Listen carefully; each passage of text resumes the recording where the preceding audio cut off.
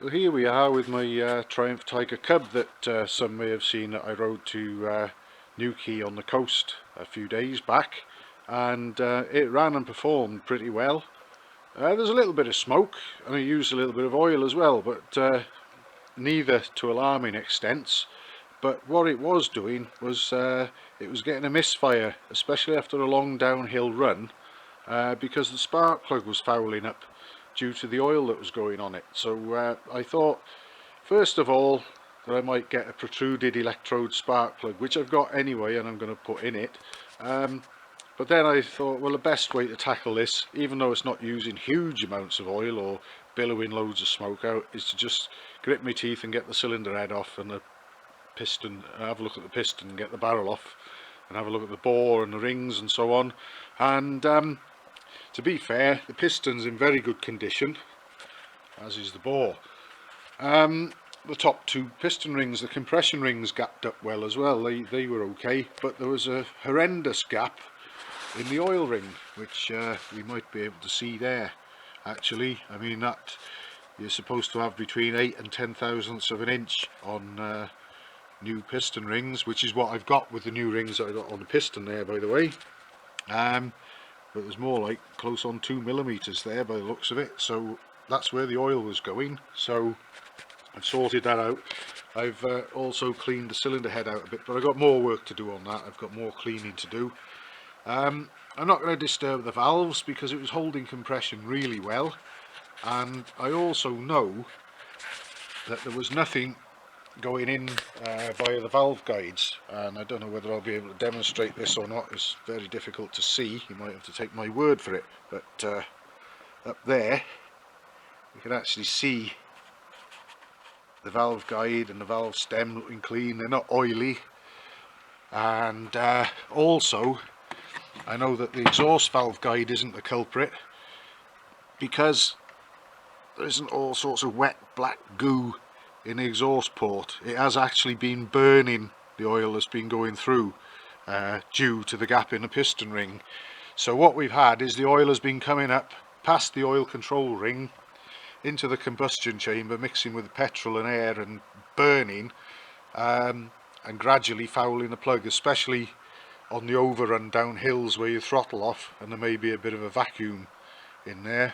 It's pulled the oil up, got it onto the spark plug, and then tried to snuff it out, and although it didn't actually stop the engine, there was a terrible misfire at certain points on the homeward bound journey, so I'm hoping this will fix it. But back to the spark plug business.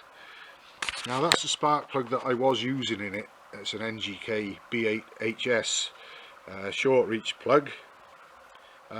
Next to it is an NGK BP6HS, and the P stands for protruded electrode. You can see it sticks out a bit longer. The threaded portion isn't any longer. It's not a long reach plug, that'll still be well out the way of the piston, but I found this once on a BSA Bantam D7 that was oiling up all the time and conking out. I just changed from that length of short reach plug to a protruded nose electrode one, and that was it. It didn't break down after that. And what I think happens is, when you've got oil, as you would in a two-stroke like a Bantam anyway, or this Tiger Cub with that huge gap in the oil ring, I think you get an oily film building up around the combustion chamber, and it runs into the end of the plug and gets on the electrode and stops it. And I think with the protruded electrode, that electrode will just stick out far enough that if the oil does happen to run in there, it won't snuff the spark out. That's my thinking behind it anyway, and I'm sure that this bike will run perfectly on a standard short reach plug like it's meant to have, but I'm probably going to put the protruded one in anyway, because it'll just move the spark in that little bit further and give it a slightly more direct lighting of the mixture perhaps as well, and hopefully just obviate any future fouling issues if there were any. But like I say, I'm pretty sure that the new piston rings will sort that out. So I'm going to get the cylinder barrel on next, and then I'm going to clean up the combustion chamber a little more, and then put the cylinder head and all the other bits and pieces back on, and hopefully a little bit later on we'll be up and running again. Although I'm going to have to run the piston rings in for a short while because they gapped to the minimum 8 thousandths of an inch, or 0.2 of a millimetre. The maximum for new rings is 10 thousandths of an inch, or 0.25 of a millimetre. I could get the 0.2 feeler gauge in the gaps in the rings in the bore, but I couldn't get the 0.25, so we're right on the minimum. So there'll be no trying to find out how fast it can go or make it labour or lug up hills or anything for the first couple of 100 miles. I'll just have to go easy on it. Another thing I found was I checked the ignition timing, and although it says that the timing is at top dead centre, it also states 4 degrees before top dead centre, but calls it at top dead centre, so you could equally be 4 degrees after. And anyway, I checked the ignition timing and found that it was slightly retarded, so I've advanced it by at least 5, if not probably 8 degrees, and I started the engine up. I did that before I stripped the top end, and it sounded a lot sharper and crisper, and the tick over, the idle was faster as well. I had to turn it down. So all these things together, the new piston rings and the tick over adjustment, a good decoke, and it's also had a full oil change since, and the filters checked since new key. Should all stand it in good stead for many more enjoyable adventures very soon, all being well.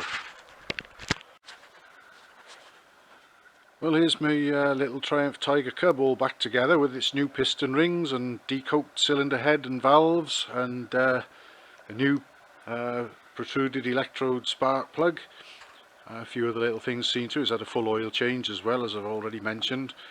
Putting it back together, the valve clearances for the standard models are going to be 10 thousandths of an inch inlet and exhaust. But bearing in mind that the sports versions, which have a higher lift camshaft, have 2 thousandths of an inch inlet and 4 thousandths of an inch exhaust, I decided to see if I just grab a little bit more cam and quieten down the valve gear a little bit. So I've set the inlet valve clearance to 6 thousandths of an inch and exhaust to 8. I don't see it's going to do any harm, as the camshaft is much milder and less lift than the sports version. Anyway, enough of that. As far as I know, it's all ready to go. Get the old piston rings here. Like I say, the oil ring had a huge gap in it. The compression rings seemed okay actually, but it's had a full new set anyway.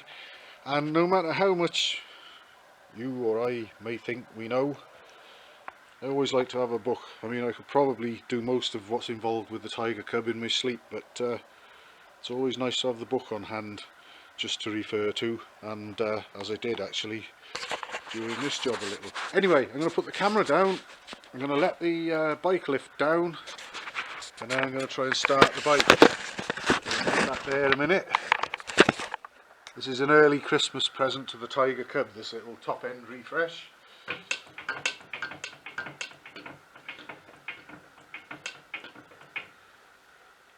It spent about 20 or 25 years without even being run at all. It was up on a shelf here, and it was brought down and very rudely awakened. Very little maintenance done, just a new battery and some new fuel basically, and it started up and got pressed into service. My son suggested that I have it on the road for my 50th. So I've been using it off and on over the last 7 years. I'm 57 now.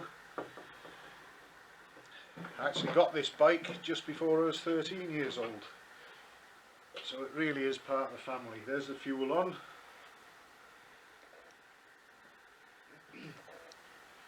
It's that time of year where you've got to wear a woolly hat again around here.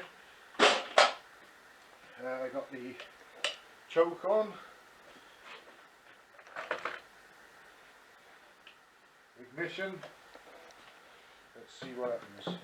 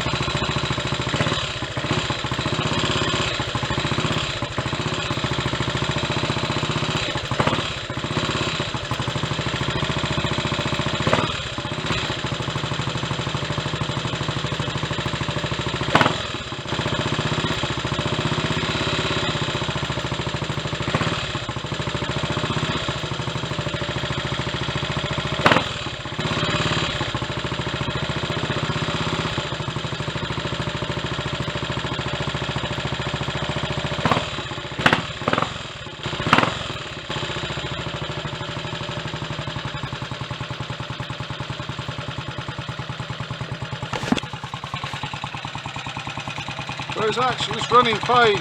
It's actually sounding a little tappety there, believe it or not. So I'll warm it up gently on the bike lift. I'm not going to ride it. And basically go over a few things.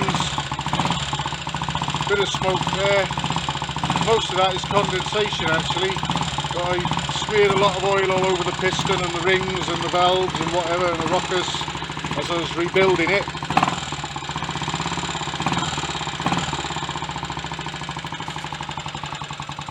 It seems to be running okay.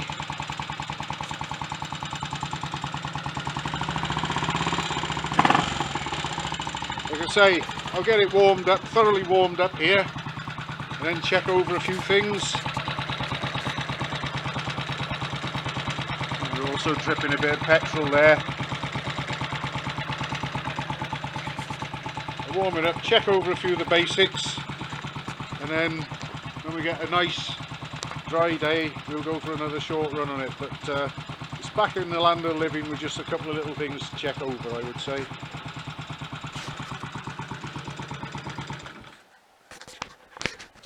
There we are, welcome back.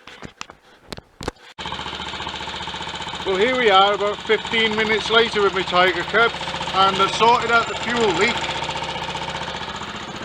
That was just the fuel pipe where it fits the union on the carburetor. I put a cable tie on it. I'm going to pull it tight if need be and then snip it off. Well, I stopped the engine. You saw me stopping the engine. I restarted it, and that noise that concerned me a little had gone. So perhaps it was just a matter of taking some time to get some oil up to the top end after rebuilding it. Because obviously when I changed the oil, I drained the crankcase as well, what little is held in there, to get and clean the strainer underneath. So it would have been bone dry down there, and perhaps took a little while before the scavenge pump picked up any oil and sent it to the valve gear and the rockers. Whatever, it sounds just like it used to again now.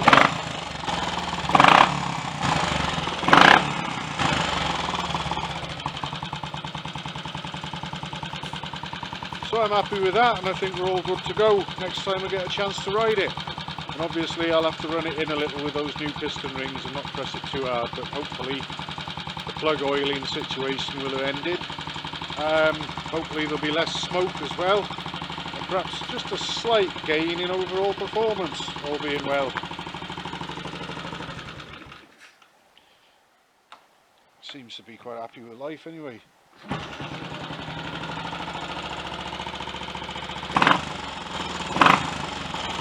Most of that there actually is condensation rather than smoke. It's quite cold and damp around here at the moment, and there's even damp air in the workshop, unfortunately. But there we are. The little Tiger Cub has had its early Christmas present.